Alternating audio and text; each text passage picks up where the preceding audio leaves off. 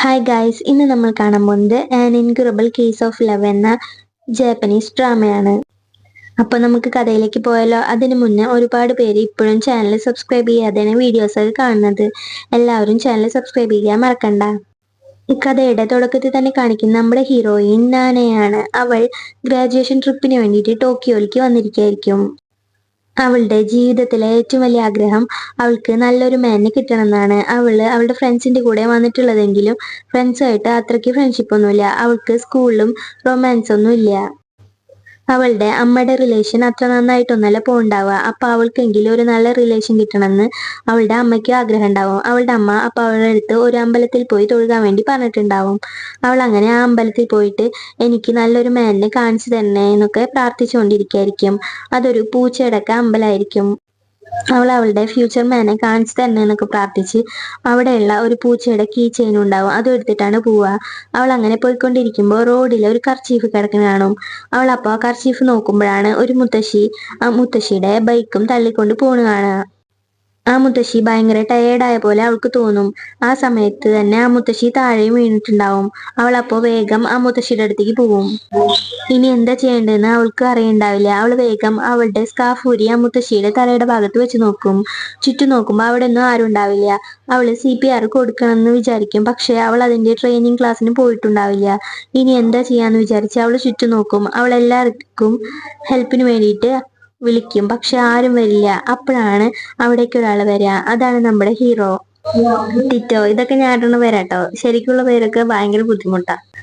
അവൻ അവിടെ വരുമ്പോ അവള് ഹെൽപ്പിന് വേണ്ടിയിട്ട് ചോദിക്കും. എന്നിട്ട് ആ മുത്തശ്ശിയുടെ സൈക്കിളിൽ നോക്കി ആ മുത്തശ്ശിയുടെ പേരൊക്കെ പറഞ്ഞു കൊടുക്കും. അവൻ അവളുടെ അടുത്ത് ആംബുലൻസ് വിളിക്കാനൊക്കെ പറയും. അവൻ ചെയ്യുന്നതെല്ലാം അവള് നോക്കി തന്നെ നിൽക്കുന്നുണ്ടാവും. അങ്ങനെ അവസാനം ആംബുലൻസ് ഒക്കെ വരും. മുത്തശ്ശിയുടെ ബോധമൊക്കെ വന്നിട്ടുണ്ടാവും. മുത്തശ്ശീനെ അപ്പൊ ആംബുലൻസിൽ കയറ്റി അവിടെ നിന്ന് പോവാൻ തുടങ്ങുമ്പോ അവിടെ ആംബുലൻസിന്റെ ആൾക്കാരും ടിറ്റോയും കൂടി സംസാരിച്ച് നിൽക്കാൻ അവൾ കേൾക്കും. അവൾക്ക് മനസ്സിലാവും അവനൊരു ഡോക്ടറാണെന്ന്. എന്നിട്ട് അവൻ പോവാൻ തുടങ്ങുമ്പോൾ അവൾ അവന്റെ അടുത്ത് മുത്തശ്ശിയെ രക്ഷിച്ചതിന് ഒരുപാട് നന്ദിയുണ്ട് എന്നൊക്കെ പറയും. അവൻ അപ്പൊ അവളുടെ തലയിൽ തലോടിക്കൊണ്ട് അവളുടെ അടുത്ത് പറയും, നീ ഒരു നല്ല കുട്ടി തന്നെയാണ്. നീ ഇപ്പൊ ഇങ്ങനെ ബഹളം വെച്ച് ആളെ കൂട്ടിയില്ലായിരുന്നെങ്കിൽ മുത്തശ്ശീനെ രക്ഷിക്കാൻ പറ്റില്ലായിരുന്നു എന്നൊക്കെ. എന്നിട്ട് അവളുടെ കയ്യിലുള്ള സ്കാർഫ് അവൾക്ക് ഇട്ട് കൊടുക്കും. അവൾക്ക് അപ്പൊ തന്നെ അവന്റെ അടുത്ത് ഇഷ്ടം തോന്നിയിട്ടുണ്ടാവും. അവൻ എന്നിട്ട് അവളടുത്ത് ടേക്ക് കെയർ എന്നൊക്കെ പറഞ്ഞിട്ട് ആംബുലൻസിൽ കയറി അവിടെ നിന്ന് പോയിണ്ടാവും. അവൾ അപ്പോ അവനെ തന്നെ നോക്കിക്കൊണ്ട് നിൽക്കും. എന്നിട്ട് അവള് വേഗം അവളുടെ അമ്മ കൊടുത്ത ബുക്കൊക്കെ എടുത്തു നോക്കും. അവൾ അവളുടെ ഫ്യൂച്ചർ മാൻ ഇത് തന്നെയാണെന്ന് ഉറപ്പിക്കും. എന്നിട്ട് അവള് ഒരു ഷോപ്പിൽ പോയി നഴ്സിങ്ങിന് വേണ്ടിയിട്ടുള്ള ബുക്കൊക്കെ മേടിക്കും. എന്നിട്ട് അതിനു വേണ്ടി പഠിക്കാൻ തീരുമാനിക്കും. അവൾ അങ്ങനെ അതിനു വേണ്ടി കഷ്ടപ്പെട്ടിരുന്ന് പഠിക്കും. പഠിക്കുന്ന ഓരോ സമയവും അവൾ അവനെ കുറിച്ച് മാത്രമായിരിക്കും ആലോചിക്കുന്നുണ്ടാവുക. അവന്റെ വാക്കുകൾ തന്നെയായിരിക്കും അവൾ ആലോചിച്ചുകൊണ്ടിരിക്കുന്നുണ്ടാവുക. അങ്ങനെ അവളുടെ ഓരോ ട്രെയിനിങ് ഒക്കെ വരും. ഇഞ്ചക്ഷൻ ചെയ്യേണ്ട സമയത്ത് പോലും അവൾ അവനെ കുറിച്ച് തന്നെയായിരിക്കും ആലോചിച്ചിട്ടിരിക്കുന്നുണ്ടാവുക. ആ സമയത്ത് ചുറ്റുമുള്ളവരൊക്കെ അവൾ ചെയ്യുന്നത് കണ്ട് ചിരിക്കുന്നുണ്ടാവും. അങ്ങനെ അവസാനം അവള് ഒരു ഹോസ്പിറ്റലിലേക്ക് നേഴ്സായിട്ട് പോവാണ്. അത് അവൻ വർക്ക് ചെയ്യണ അതേ ഹോസ്പിറ്റലിലേക്ക് തന്നെ ആയിരിക്കും. ഈ സമയം ടിറ്റു ആണെങ്കിൽ ഒരു ഓപ്പറേഷൻ ഒക്കെ ചെയ്തുകൊണ്ടിരിക്കുകയായിരിക്കും. ഞാനാണെങ്കിൽ ഡ്രസ്സൊക്കെ മാറി അവനെ മീറ്റ് ചെയ്യാൻ വേണ്ടിയിട്ട് പോവും. അങ്ങനെ അവളുടെ ഫീലിംഗ് അവള് കൺഫസ് ചെയ്യാൻ വേണ്ടിയിട്ട് പോവായിരിക്കും. ടിറ്റോ ഓപ്പറേഷൻ കഴിഞ്ഞ് പുറത്തു വരുമ്പോ തന്നെ അവൾ അവന്റെ മുന്നിൽ എത്തിയിട്ടുണ്ടാവും. എന്നിട്ട് അവള് അവന്റെ അടുത്തുള്ള അവളുടെ ഫീലിങ്സ് ഒക്കെ തുറന്നു പറയാൻ തുടങ്ങും. നമ്മൾ മുന്നേ മീറ്റ് ചെയ്തിട്ടുണ്ട്. അന്ന് മുതലുള്ള എൻ്റെ ആഗ്രഹമാണ് ഒരു നേഴ്സ് ആവണം എന്നുള്ളത്. അങ്ങനെ ഞാൻ ഫൈനലി അത് അച്ചീവ് ചെയ്തു. സാറിനെ മീറ്റ് ചെയ്തു. എനിക്ക് സാറിന് ഒരുപാട് ഇഷ്ടമാണെന്നൊക്കെ പറയുമ്പോൾ അവനത് കേട്ട് ഒരു റിയാക്ഷൻ ഉണ്ടാവില്ല. അവള് പിന്നെ കുമ്പിട്ട് നിൽക്കുമ്പോ അവൻ മെല്ലെ അവളുടെ തലയിൽ തലോടാൻ തുടങ്ങും. അവൾ അപ്പൊ പഴയ കാര്യങ്ങൾ ആലോചിക്കും. പെട്ടെന്ന് അവൻ മുടി പിടിച്ച് തല പൊക്കും. നീ ആരാന്നൊക്കെ അവൻ അവളടുത്ത് ചോദിക്കും. അവൾ അപ്പോ നമ്മൾ മുന്നേ മീറ്റ് ചെയ്തിട്ടില്ലേ എന്നൊക്കെ ചോദിക്കുമ്പോ അവൻ എനിക്ക് നിന്നൊന്നും ഓർമ്മയില്ല, മര്യാദയ്ക്ക് ജോലി ചെയ്യാൻ വന്നാൽ ജോലി ചെയ്തിട്ട് പൊക്കോ എന്ന് പറഞ്ഞിട്ട് ദേഷ്യപ്പെട്ട് അവിടെ നിന്ന് പോവും. ബാക്കിയുള്ള ട്രെയിനികളും നഴ്സുമാരൊക്കെ ഇവളെ തന്നെ നോക്കിക്കൊണ്ട് നിൽക്കുന്നുണ്ടാവും. ഇവളപ്പോ ഞാനിപ്പോ ഈ ജോലിക്ക് വന്നതൊക്കെ വെറുതെയോ എന്നൊക്കെ വിചാരിച്ചുകൊണ്ട് നിൽക്കും. പിന്നീട് പിന്നീട് ഈ നഴ്സുമാരിനൊക്കെ ഓരോ ഡിപ്പാർട്ട്മെന്റിലേക്കായിട്ട് ഭാഗിക്കും. അങ്ങനെ അവസാനം നാനേനെ വിട്ടിട്ടുണ്ടാവുക കാർഡിയോളജി ഡിപ്പാർട്ട്മെന്റിലേക്കായിരിക്കും. ടിറ്റു ആണെങ്കിൽ പീഡിയാട്രിക് ഡിപ്പാർട്ട്മെന്റിലെ ഒരു കുട്ടിയെ പോയിട്ട് ശ്രദ്ധിക്കുന്നുണ്ടാവും. കുട്ടിയുടെ കണ്ടീഷൻ ഓക്കെ ആയി കഴിഞ്ഞാൽ കുട്ടിയെ ഡിസ്ചാർജ് ചെയ്യാനൊക്കെ അവര് സംസാരിച്ചുകൊണ്ടിരിക്കുന്നുണ്ടാവും. പിന്നീട് പുതുതായി വന്ന നേഴ്സുമാരെയൊക്കെ പരിചയപ്പെടുമായിരിക്കും. നാനയുടെ കൂടെ പുതിയൊരു നേഴ്സ് കൂടിയിട്ട് ഉണ്ടാവും. നാനെ എല്ലാരും യുദ്ധഭൂമിയിൽ ഒരു പുതിയ പടം വന്നല്ലോ എന്നായിരിക്കും പറയണ്ടാവുക. അവളെ കളിയാക്കി ചിരിക്കായിരിക്കും ഉണ്ടാവുക. കാരണം അവനെ എല്ലാവരും ഡെവിൾ എന്നാണ് വിളിക്കുക. അവനൊരു ഗോൾഡ് ഗായാണ്, അവന്റെ അടുത്ത് കൺഫസ് ചെയ്തില്ലേ എന്ന് പറഞ്ഞിട്ടായിരിക്കും. ഇവരുടെ ഒപ്പം വന്ന പുതിയ നേഴ്സ് നിഷിയാണെങ്കിൽ ഒരു കുട്ടിയെ ഇഞ്ചക്ഷൻ ചെയ്യാൻ പോയി ബ്ലഡ് കണ്ട് ബോധം പോയിണ്ടാവും. അങ്ങനെ നാനയുടെയും നിഷിയുടെയും കാര്യത്തിൽ ഒരു തീരുമാനമായി. അങ്ങനെ രണ്ടുപേരും കൂടി അതിനെ കുറിച്ചൊക്കെ സംസാരിച്ചുകൊണ്ട് നിൽക്കുമ്പോഴാണ് അവിടെ വേറൊരു ആൾ അവരെ വിളിക്കുക. എന്നിട്ട് ടിറ്റോയെ കാണിച്ചു കൊടുക്കും. ടിറ്റോ ഒരു പെൺകുട്ടിയുടെ അടുത്ത് സംസാരിക്കുന്നുണ്ടാവും. മുന്നേ അവൻ പീഡിയാട്രിക് ഡിപ്പാർട്ട്മെന്റിൽ പോയിട്ട് ഈ പെൺകുട്ടീനെ ആയിരിക്കും നോക്കിയിട്ടുണ്ടാവുക. ആ പെൺകുട്ടിയുടെ അടുത്ത് നല്ല ക്ലോസ് ആയി സംസാരിക്കും, ചിരിക്കുകയൊക്കെ ചെയ്യുന്നുണ്ടാവും. ഇതൊക്കെ നാന ദൂരെ നിന്ന് കാണുമ്പോൾ മുന്നേ അവളുടെ അടുത്ത് പെരുമാറിയ പോലെ തന്നെ അവൾക്ക് തോന്നും. ഇതൊക്കെ കണ്ട് അവൾ ദൂരെ നിന്ന് ചിരിക്കുന്നുണ്ടാവും. അതൊക്കെ ആ സമയത്ത് തന്നെ ടിറ്റോയും കാണും. ടിറ്റോ അപ്പോൾ ഇവരെ കാണുമ്പോൾ തുറിച്ചു നോക്കിക്കൊണ്ട് നിൽക്കും. ടിറ്റോയുടെ അസിസ്റ്റന്റ് ജോലികൾക്കായിരിക്കും ഞാൻ അവിടേക്ക് വന്നിട്ടുണ്ടാവുക. അപ്പൊ ഞാനെടുത്ത് വേഗം എന്റെ കൂടെ വന്ന് ജോലി ചെയ്യുന്നൊക്കെ ടിറ്റോ പറയും. അവൻ എന്നിട്ട് ദേഷ്യപ്പെട്ട പോലെ അവിടെ നിന്ന് പോവും. എല്ലാം തൊലഞ്ഞല്ലോ എന്ന് വിചാരിച്ചിട്ട് നാനി അവിടെ നിൽക്കും. പിന്നീട് നാന ഒരു റൂമിൽ പോയിട്ട് ബെഡൊക്കെ അറേഞ്ച് ചെയ്തോണ്ടിരിക്കായിരിക്കും.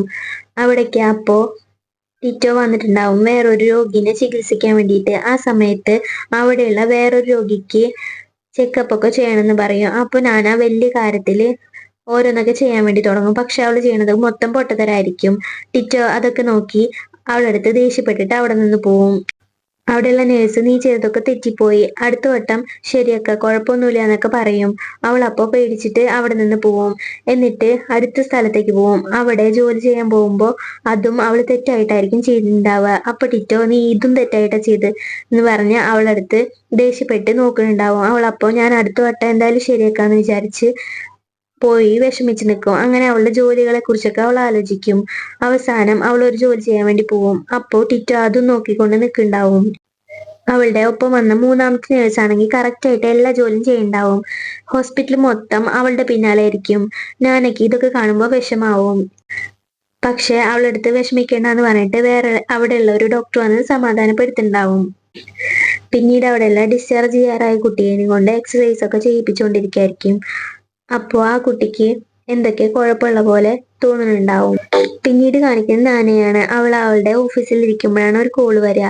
മുന്നേ അവൾ ചെക്ക് ചെയ്ത പേഷ്യന്റിന് അസുഖം കൂടുതലാണെന്ന് പറഞ്ഞിട്ട്. അപ്പൊ അവൾ വേഗം അവളുടെ സാധനങ്ങളൊക്കെ എടുത്ത് ആ പേഷ്യന്റ് അടുത്തേക്ക് പോകുമ്പോഴേക്കും അവിടേക്ക് ടിറ്റോയെ എത്തിയിട്ടുണ്ടാവും. ടിറ്റോ എന്നിട്ട് എല്ലാം അറേഞ്ച് ചെയ്യാൻ പറയും. അവൾ അങ്ങനെ എല്ലാം അറേഞ്ച് ചെയ്ത് വെക്കാൻ വേണ്ടി ശ്രമിക്കും. പക്ഷെ അവൾ ചെയ്യുന്നതൊക്കെ പൊട്ടത്തെറ്റായിരിക്കും. അവിടെ സ്പ്രേ ആവുമ്പോൾ അവളുടെ മുഖത്ത് മൊത്തം വെള്ളാവും. അവൾ ഇനി എന്താ ചെയ്യാന്ന് വിചാരിക്കും. എന്നിട്ട് അവസാനം ടിറ്റോ എല്ലാം ശരിയാക്കും. അവളെ നന്നായി ചീത്തയും പറയണ്ടാവും. അവൾക്ക് നല്ല വിഷമാവും. പിന്നീട് ഓഫീസിൽ പോയിട്ട് എല്ലാ സ്റ്റാഫിന്റെയും മുന്നിൽ വെച്ച് അവളടുത്ത് ഈ ജോലി ക്വിറ്റ് ചെയ്തോളാൻ പറയും. എൻ്റെ അടുത്തുള്ള ഒരു ഇഷ്ടത്തിന്റെ പേരിൽ വന്ന ജോലിയല്ലേ ഇത്, നീ ക്വിറ്റ് ചെയ്തോ, ഇത് നിനക്ക് ഒട്ടും ചേരില്ല, നീ വേറെ വല്ല ജോലിയും ചെയ്തോ എന്നൊക്കെ പറയും. നാനയ്ക്ക് നല്ല വിഷമാവും. അവൾ അങ്ങനെ ഒരു ഗ്ലാസിന്റെ സൈഡിൽ പോയി വിഷമിച്ച് നിൽക്കായിരിക്കും. അപ്പോഴാണ് മുന്നേ ആ പീഡിയാട്രിക് ഡിപ്പാർട്ട്മെന്റിലത്തെ കുട്ടി വരിക. എന്നിട്ട് അവളെ ഒരു സ്ഥലത്തേക്ക് കൂട്ടിക്കൊണ്ടുപോകും. എന്നിട്ട് അവൾക്ക് ടിഷ്യൂ പേപ്പറൊക്കെ എടുത്തു കൊടുക്കും. അവളെടുത്ത് അപ്പോ അതെടുത്ത് കണ്ണുനീരൊക്കെ തുടച്ചോണ്ടിരിക്കും. അപ്പൊ അവള് ഒരു പൂച്ചക്കുട്ടിയുടെ സ്റ്റിക്കർ എടുത്ത് ആ ടിഷ്യൂവിൽ ഒട്ടിക്കുന്ന കാണും. അവൾ അപ്പൊ അവളുടെ ലക്കി ചാമായിട്ടുള്ള ആ പൂച്ചക്കുട്ടീനെ ആലോചിക്കും.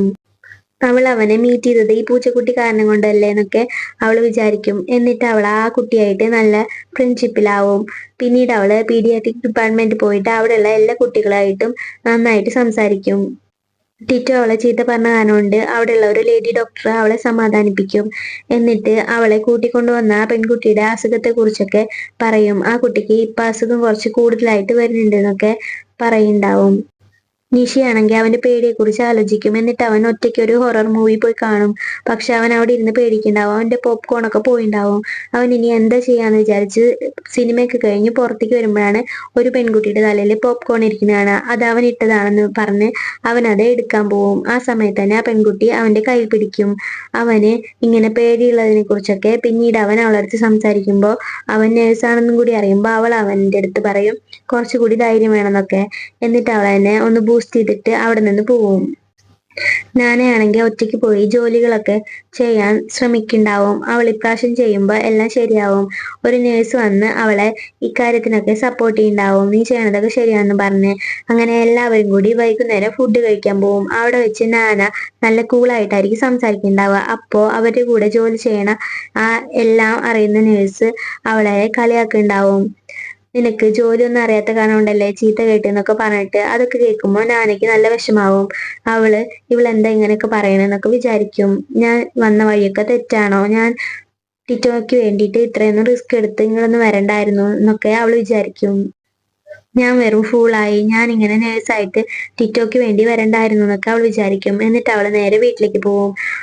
അവളുടെ ഗോളായിട്ട് അവനെ സെറ്റ് ചെയ്തിട്ടുണ്ടാവും. അതൊക്കെ എടുത്ത് അവള് മാറ്റിവെക്കും. അവൾക്ക് നല്ല വിഷമമുണ്ടാവും. ഇനി ഇതിന്റെ പിന്നാലെ ഒന്നും പോവാതെ ജോലി ചെയ്ത് നേരെ ജീവിക്കാന്നൊക്കെ അവൾ വിചാരിക്കും. അങ്ങനെയൊക്കെ വിചാരിച്ചാലും അവളുടെ മനസ്സിൽ ഇഷ്ടം തന്നെയുള്ളത്.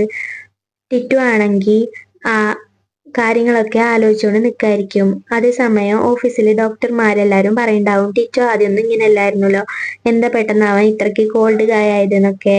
അവരുടെ മുൻപത്തെ ഉള്ള ഫോട്ടോസൊക്കെ നോക്കി അവരിയ്ക്കുന്നുണ്ടാവും. ടിറ്റു ആണെങ്കിൽ ഈ സമയത്ത് പീഡിയാട്രിക് ഡിപ്പാർട്ട്മെന്റിൽ പോയിട്ട് അവിടെയുള്ള കുട്ടിയെ നോക്കുന്നുണ്ടാവും. അടുത്ത ദിവസം ടിറ്റോ ജോഗിങ്ങിന് വേണ്ടി പോയിണ്ടാവും. അതേ സമയത്ത് തന്നെ നാനി ഓപ്പോസിറ്റ് വരുന്നുണ്ടാവും.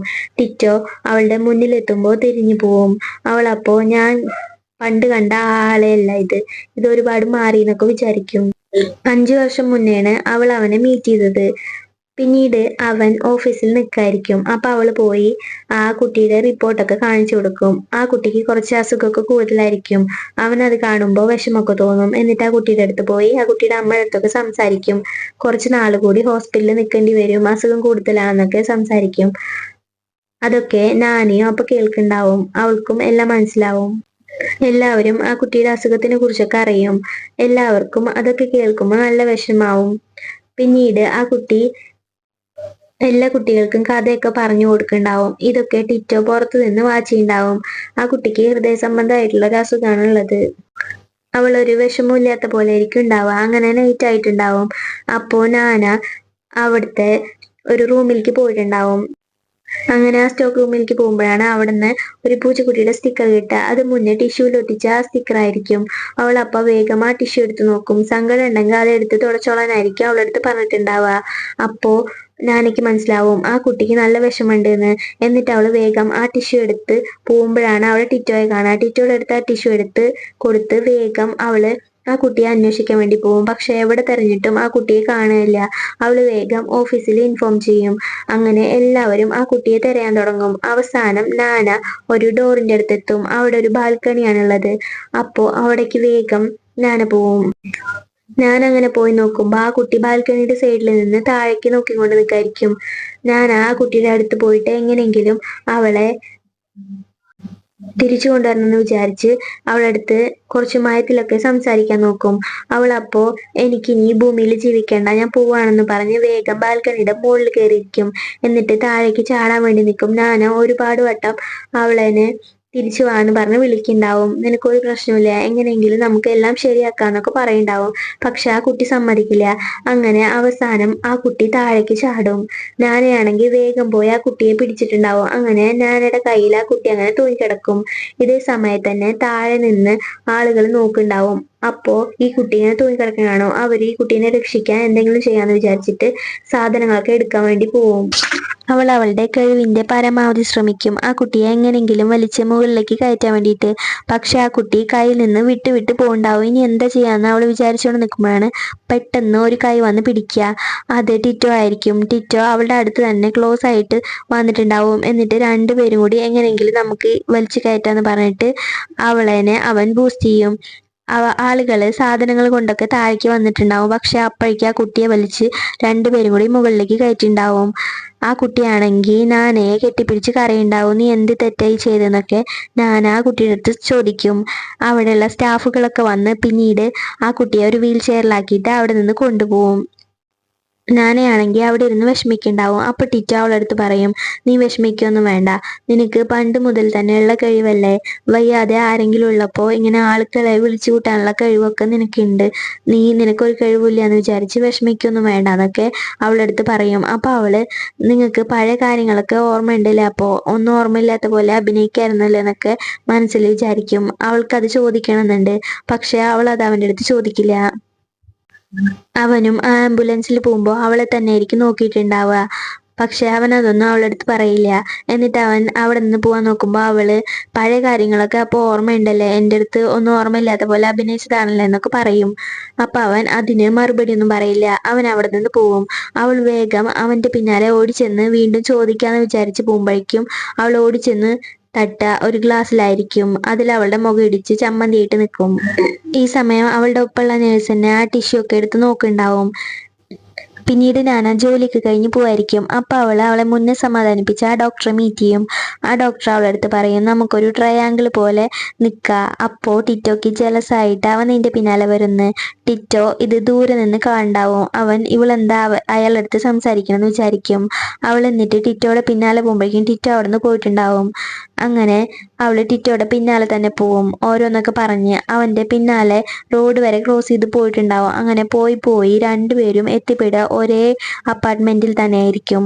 അങ്ങനെ അവർ ആ അപ്പാർട്ട്മെന്റിൽ എത്തുമ്പോൾ അവരുടെ റൂമൊക്കെ അടുത്തടുത്ത റൂമായിരിക്കും.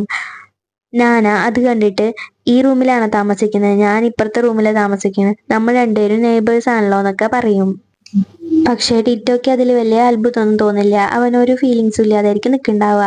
ആ സമയത്ത് തന്നെ ടിറ്റോയുടെ അടുത്തേക്ക് വേഗം ഒരു പെൺകുട്ടി വരും. എന്നിട്ട് അവനെ ഹഗ് ചെയ്യും. എന്നിട്ട് ഇതാരാന്നൊക്കെ ടിറ്റോയുടെ അടുത്ത് ചോദിക്കുന്നുണ്ടാവും. അവൻ അതിനൊന്നും മറുപടി പറയില്ല. അവൻ വേഗം ഡോർ തുറക്കും. ആ പെൺകുട്ടിയാണെങ്കിൽ അവളുടെ അടുത്ത് ഹായ് എന്നും പറഞ്ഞിട്ട് റൂമിലേക്ക് വേഗം കയറിപ്പോവും. നാനയ്ക്ക് ഇത് കണ്ടിട്ട് വലിയ ഷോക്കാവും. ഞാൻ ഇത്രയും നാളെ ഇവന്റെ പിന്നാലെ വന്നിട്ട് ഇവന് അവസാനം ഗേൾ ഫ്രണ്ട് ഉണ്ടോ എന്നൊക്കെ വിചാരിക്കും. അവൾ അങ്ങനെ നല്ല വിഷമിച്ച് നിൽക്കും. ഇതോടെ ഈ എപ്പിസോഡ് അവസാനിക്കുകയാണ്. നിങ്ങൾക്ക് ഈ എപ്പിസോഡ് ഇഷ്ടപ്പെട്ടെങ്കിൽ എൻ്റെ ചാനലൊന്ന് സബ്സ്ക്രൈബ് ചെയ്യാനും ലൈക്ക് ചെയ്യാനും വീഡിയോസിനൊക്കെ കമൻറ്റ് ചെയ്യാനും മറക്കണ്ട. പുതിയ എപ്പിസോഡായിട്ട് നമുക്ക് വീണ്ടും കാണാം.